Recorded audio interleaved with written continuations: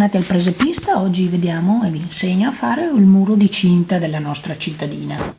Quindi cosa ci servono? Pietre, non devono essere tanto grandi, insomma, vedete che non è che sono grandi, ma non neanche troppo, e il legno come al solito, quando mai non utilizziamo legno.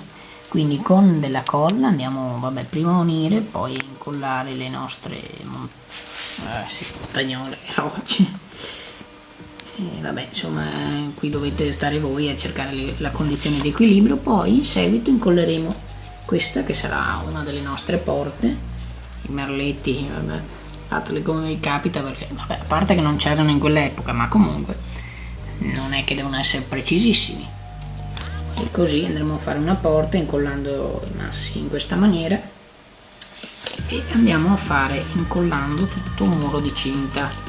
Ricordatevi che il muro di cinta deve essere proporzionato alla vostra città sia per altezza che per lunghezza, quindi questo è una cosa che dovete fare voi per voi. Io non, a parte dirvi come farlo, non è che possa darvi indicazioni, chissà che indicazioni, e appunto è una cosa che dovete fare voi. Condizione di equilibrio, ricordate, se un sasso non ci va, non ci va, ecco, ad esempio così ci va.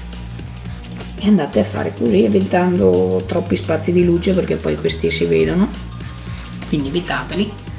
Ma per il resto così deve essere il muro. Eccolo qua. Adesso vediamo se così facciamo cascare tutto. Perfetto, ecco, così è perfetto. E costruiamo un muro, non deve essere preciso come ho già detto, e a questo muro ci attaccheremo questo. Quindi con la colla a caldo, tanti chili di colla a caldo, andiamo a fare questo lavoro, che poi vedremo appunto sul presepe già installato. Mentre voi aspettate di fare il vostro muro, io continuo ad andare avanti e facciamo, prendendo questo tipo di pino, che vedete insomma è abbastanza, vedete come sono fatte le foglie, eccole qua. Prendiamo questo ad esempio, che l'ho già tolto, e con questi andremo a realizzare dei cespugli. Quindi non è che ce ne serve uno, ma diversi, e i nostri pezzi di legno immancabili. Quindi stacchiamoli dall'albero, non è che c'ho un albero in casa, ma vabbè. Ok, stacchiamoli senza distruggerli, perfetto. Questi dovrebbero bastare. A questo punto li mettiamo tutti assieme, così, in questa maniera, e vedete che è già una roba abbastanza che assomiglia a un cespuglio. Tagliamo tutte le parti di legno e andiamo a incollarli con la colla a caldo sul nostro legno, in modo da fare un cespuglio che poi andremo a posizionare dove ci serve. Bello, eh? E il cespuglio è già finito. Adesso vi faccio vedere come viene finito, ma per il resto una cosa molto semplice da fare.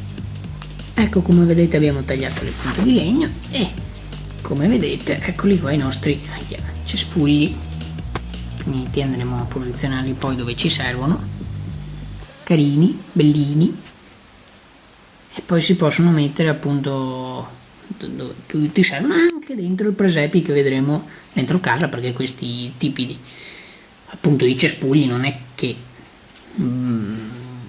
abbiano bisogno di stare per forza collocati in un presepe grande.